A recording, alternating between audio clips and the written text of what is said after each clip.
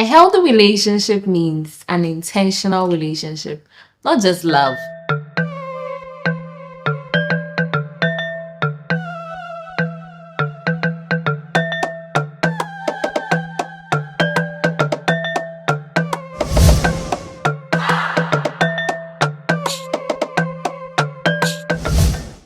I am REFLO'S Womanist. I'm committed and dedicated to empowering each and every individual from my motherland.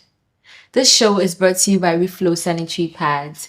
Your well-being is our number one priority because you deserve the best. Like we say, we want to give you quality and affordable products, something you can enjoy and still be able to patronize. So we have on the market our new pad, which is an extra long, extra heavy pad for heavy flowers. You don't need to get the regular and change like 2-3 times. All you need is this pad and you're good to go for up to 10 hours. Let's talk about tips on maintaining a good, healthy relationship. For me, having a good relationship means that you have to be intentional. And the first two of being intentional is communication. Talk about anything and everything with your partner. Like, talk about the silliest things. Talk about the most serious things. Talk about everything you can talk about with your partner, as far as discussing everyone else's books with your partner.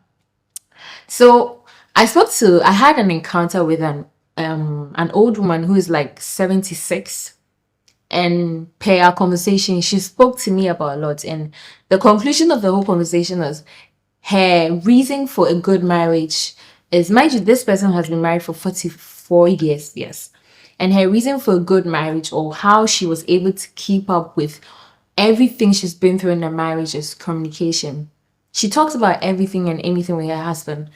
As old as they are, they talk about everything every day. Like, they call each other like 3-4 times in a day.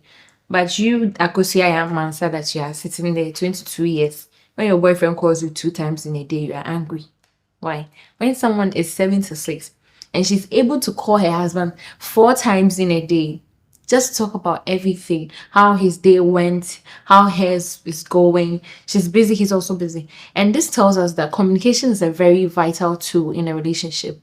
I realize that some people talk about communication as though it's about talking about things you've only done to hurt each other. But you don't understand the scope of communication, for me, if you think it's always about what you've done, what you've not done. First of all, you need to talk about things you want to infuse in the relationship to make the relationship lively. Talk about things you want to do, like you want to do photo shoots, you want to go out, you want to like have dates, you want to, everything that you want to talk about or like you want to do in the relationship, you have to talk about it, because memories don't happen, you make them. So you have to infuse everything that you can infuse in a relationship to make sure the relationship is flourishing. So it's not just, oh, you have beating me here, so say sorry, or he has beaten you there, so do this. No. Talk about everything. The other thing I also want to talk about is that in a relationship, you don't have to depend on your partner for your happiness. A friend of mine who got married recently, the first thing we spoke about after her honeymoon was that WOMANIST, one of the first things I realized in my marriage is that my happiness is solely on me. Because once you're back from the honeymoon and your husband goes back to his workspace, or you go back to your work, you realize that it's not as bubbly and as fancy as the world portrays it to be. Everything you do will depend on you. You cook, you are intimate, you take care of the family if there's one. Other than that, every other thing depends on you and solely you alone. So if it's horse riding that makes you happy, if it's dancing kizomba, if it's swimming, if it's learning an art, if it's dancing, anything that makes you happy, you have to make sure you keep up with that. Because if you depend, the moment you start depending on your partner for your happiness, you give room for failure in the relationship. Once they fail you, your happiness is gone and then you want to escape, but it doesn't work like that. The other thing I want to talk about is that when we are in a relationship, we tend to show so much. I mean, it's beautiful that the world would see your partner and think, oh, you're in a very good relationship or you're happy. But I feel like you're overcompensating. You know, don't show too little or too much. But it's good if you're not showing at all. Whatever it is, you're happy and that's what matters. So We give room for friends and families to infiltrate the relationship. And sometimes people who really don't mean you well will push the relationship on the rocks. So try as much as possible not to show so much on social media, especially. The other thing is you have to set standards for yourself in a relationship. We like to always be in a relationship as it is. But I have a certain mindset that when you're in a relationship, love fades away. After the love, it's more of here than here. So you have to set standards, things that you do. Earlier, I mentioned communication, talking about everything and anything, and things that you want to infuse in a relationship to make the relationship work. But you have to set standards. Like, babe, this I'm not doing in the relationship. Babe, this we shouldn't be doing in the relationship. So the relationship is as healthy as possible. Exposure to your partner's phone, yours to his, and all that. There are standards you can set so the relationship is as healthy as possible. Things that you think can help the relationship, just put it in. Set it as a standard for yourself. As a lady, there was some more boyeding. So when a man has you and you have standards for yourself, they appreciate you, they value you, and they will try as much as possible to make you as happy as they can. And by so doing, the relationship is healthy. Oh, them are not all banning. If I'll be catching and say, oh, I'm not working, give me money to go and rent, give me money to go and do this, give me. So they have a certain ideology of who you are, and they'll keep up with that and try and maintain that ideology you put in their head, unintentionally. The last thing I want to talk about is don't make promises you can't keep in a relationship, because things happen, mistakes happen. Life is seasonal. Things change. So sometimes you'd say, oh baby, I'm going to come home at 5, but you know very well that you have a very serious boss who could tell you to stay behind 2 hours after your closing time.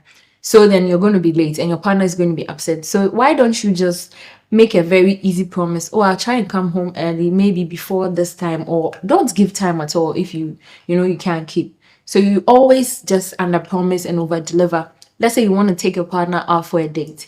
You can say, oh, baby, I'm going to take you to maybe a 2-star restaurant. But on the day, you can maybe have some extra cash. Then you say, oh, I said I was going to take you for a 2-star hotel date, but I've changed my mind. I want to take you to a 5-star. It's under promising and over delivering. So you just keep up with not making too much promises you can't keep, and then doing a little bit more when it's time to deliver. And I'm sure these things would actually help maintain a very good relationship. Share with me your thoughts. Maybe I'm not saying something you want me to say, or maybe I don't know what you know. So share with me. Let's help a friend, keep a very good relationship. Remember, the show was brought to you by REFLO'S sanitary pads. Your well-being is our number one priority because you deserve the best. If you want to make a bulk purchase, just give us a call on 055 111 1169. You can also visit our shop at Medina Social Welfare for all enquiries and bulk orders. Remember, Ubuntu, I am because we are.